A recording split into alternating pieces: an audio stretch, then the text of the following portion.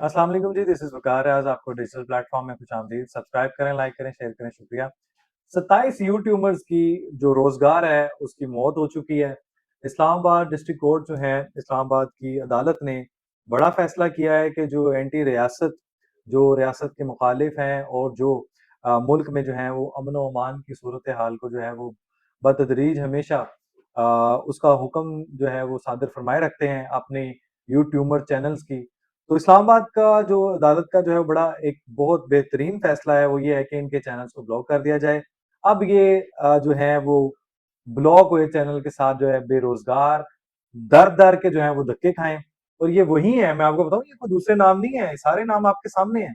ये सारे वही हैं जो गैर तस्दीक हैं, जो गैर तस्दीक जॉन टाइप हैं, जो बदस्तूर घटिया लोग हैं, जो रियासत पे भौंकते हैं, जिनका काम ही सिर्फ़ जो है वो झूठ फैलाना है, जिनका काम ही सिर्फ़ अपने कमाई है, जो प्रो डॉलर्स हैं। हम प्रो पाकिस्तानी हैं, वो प्रो डॉलर्स हैं।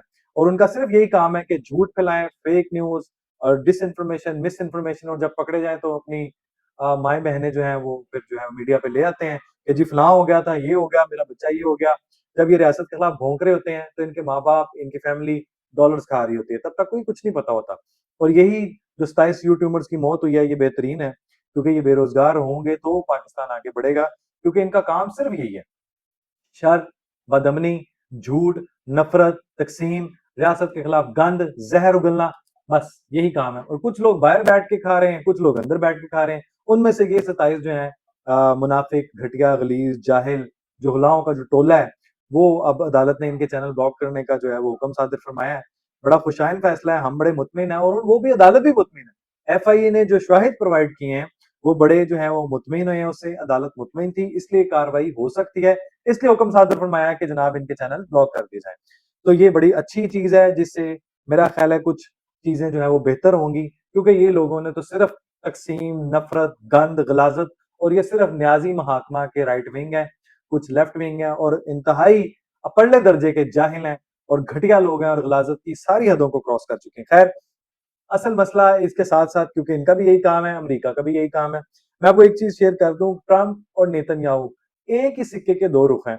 वो जो नोबेल प्राइज़ का जो मुतलाशी है जाहिल, वो जो दुनिया में बदअमनी, दुनिया में अमन की बर्बादी का मौजब है, जो जिसका क्रेडिट उसको जाता है, और वो लेकिन किसका? नोबेल प्राइज़ का, नोबेल अमन प्राइज़ का जनाब वो ख्वाहिश है, मुतलाशी है, और वो कहता है कि उससे ज़्यादा डिज़र्व ही कोई नहीं करता मुझसे ज़्यादा जनाब।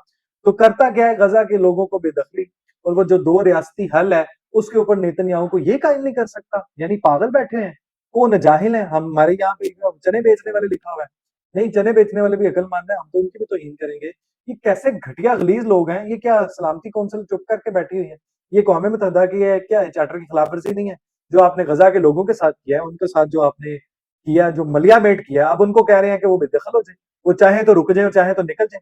जब वो है ही मुल्क उनका, ये तो बरतानिया का बेड़ा गर्क हो, जिसने ये बेड़ा गर्क किया है, जिसने ये मामला किए, जो उनको बसाया, और वो बसते-बसते जनाब वो अपना रियासत ही बना के बैठ गए, कि वो जिनकी रियासत थी, उनके ही खिलाफ हो गए।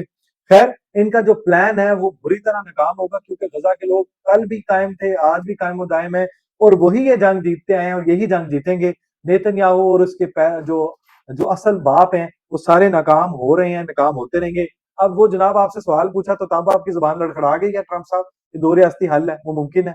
वो कहाँ है? आपने जवाब क्यों नहीं दे सकते? क्योंकि आपकी वो बात जो है ना, वो दिखाना कुछ और मारना कुछ है, और यही प्लान है इनका। अब आए जनाब इनके जो दामाद हैं, जो नेतन्याहू, यहूदी एजेंट, न्याज़ी महात्मा साहब की भी यहाँ पे बात की जाए तो अच्छी बात है। बानी पीटीआई कहते हैं रिहाई नहीं करनी तो ना करें, और साथ ऐलान दो, ये बात है, मैं नहीं कह रहा। गौहर साहब कह रहे हैं कि जनाब बानी पीटीआई की रिहाई मुमकिन नहीं है, लेकिन सख्तियां तो ना करें यार। 3 साल हो गए हैं यार, हमें मिलना तो नहीं यार।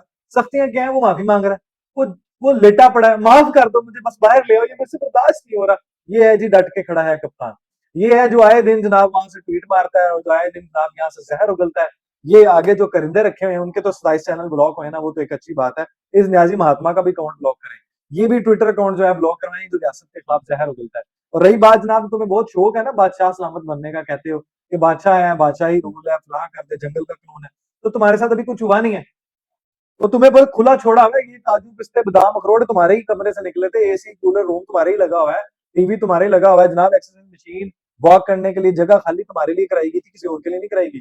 तो ये सारी चीजें ना बोलोगे तुम कितने बड़े मुजरिम हो, तुम कितने बड़े कांड करके आए हो, तुम्हारे ऊपर तो वो केसेस नहीं अभी हैं, और जो केसेस अभी दुनिया के सामने नहीं है। तो रही बात जनाब न्याजी महात्मा के लिए, ब्रिस्टल गोहर जो है वो रो रहे हैं, बिलख रहे हैं, कह रहे हैं हम राह फरार अख्तियार नहीं किया हमने। हम तो कहते हैं, न्याजी महात्मा साहब ने भी यही कहा था कि जनाब वो हम तो मुज़ाकरात के लिए तैयार हैं, टीमें भी बनाई, 34 वो कह रहे हैं जनाब वो अब इस कौम पे रहम किया जाए, वो कौम है यूथ, आले मरांडूज यूथियास, वो जो जहर उगलते हैं, जो रियासत के खिलाफ हैं, जो पाकिस्तान का नाम और निशान नहीं देखना चाहते, जो पाकिस्तान के खिलाफ हैं, जो उसके दुश्मन है, ये उसके लिए कह रहा है। कहता है जनाब वो राय फरार ने इख्तियार की, अब तो हम पे रहम करें, आगे की तरफ बढ़े। तो जब वो कह रहे थे आगे की तरफ बढ़े, आपको क्या तकलीफ थी? जब आपको कहा जा रहा था तो आप रियासत मुखालिफ, आप पाकिस्तान के खिलाफ कभी लेटर लिखवाते थे, कभी IMF को बुलाते थे, कभी जनाब कोई ब्लैकमेलिंग, कभी बरूदी सुरंगें, कभी मशहद की तबाही, कभी श्रीलंका, कभी बम बलडोजर, कभी कुछ, कभी पुलिस पेट्रोल बम। तो ये क्या है जनाब, आपके तो बड़ी चार्जशीट लंबी है। खैर, ईरान के लिए कहता है कि ईरान से उसके साथ बातचीत करने के लिए तैयार है। ट्रंप कह रहे हैं नया जी, हमने उनका एटमी पावर जो है ना वो मुकम्मल तौर पर उनको तबाह बर्बाद कर दिया, एटमी तनसीबात को। अब उनके साथ मुनासिब वक्त पर पाबंदियां डालेंगे। तो मैं आपको एक और बात बता दूं, Iran is also a child of America. मैं ये बड़ा क्लियर हूँ, ये नहीं हो सकता कि ये जो है ना ये कहीं हम मान लें। खैर, 5 लाख टन जो गंदम जो है वो बरामद करने का जो मुतहसन कदम जनाब, चेक करें कि पहले दरामद करनी है, पहले बरामद की है, अब दरामद करनी है, सस्ते पे बरामद किया है और महंगे पे दरामद करनी है। और यही हाल इनका बिजली का है, और यही हाल जनाब वजीरे जो आपके पावर एनर्जी के हैं जनाब, उनको भी समझाया जाए कि 201 यूनिट पे कोई और हम पे अजाब है और 200 पे कुछ और है। तो यार ये हमारे ऊपर बदबख्ती की जो है ना ये हटा दें, खुदा का वास्ता है। ये जो आपके गंदे जो डिसीजन है, इसकी वजह से कौम मुतासर होती है। और रही बात जो कराची का सामने हमारे मखदूश इमारतें, गवर्नर साहब जो मैदान में प्लॉट देने का वादा किया है, 6 माह एडवांस किराया देने का कहा है। अब वो करप्ट नासर के बगैर मुझे बताएं कि बनती है बिल्डिंग? रिश्वत के बगैर आपका एक लेंटर पड़ सकता है? आप ईंट भी लगा सकते हैं? तो पहले तो उसको अपने जो है ना अपने अंदर जो है ना अपनी टांग भिड़े अपने बूट ले, फिर जाके आपका मामला हल होगा।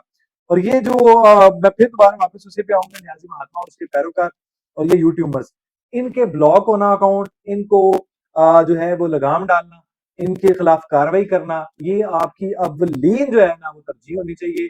और अपने जो यहाँ मौजूद हैं, अपने नहीं है, जो यहाँ मौजूद गद्दार हैं, उनको सफाकाना जो इनका करदार है उसको भी लगाम डालेंगे नहीं जब तक, तब तक अमन कायम नहीं हो सकता।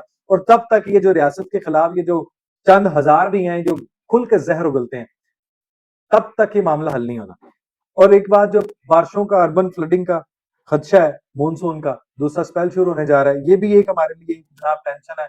NDMA ने भी हाई अलर्ट जारी कर दिया है कि जो बारिशों का सिलसिला है वो भी, ये मानसून का स्पेल दूसरा आ रहा है, इसके ऊपर जो है वो बारिशों ने तबाही पहले मचा दी, कितने सैकड़ों घर जो है वो बर्बाद हो गए हैं। खुदारा अपनी जिंदगियों का, दूसरों की जिंदगियों का तहफ़्फ़ुज़ करें, और ये जो जितना मुमकिन हमारे लिए इकदाम हो सकते हैं वो करें।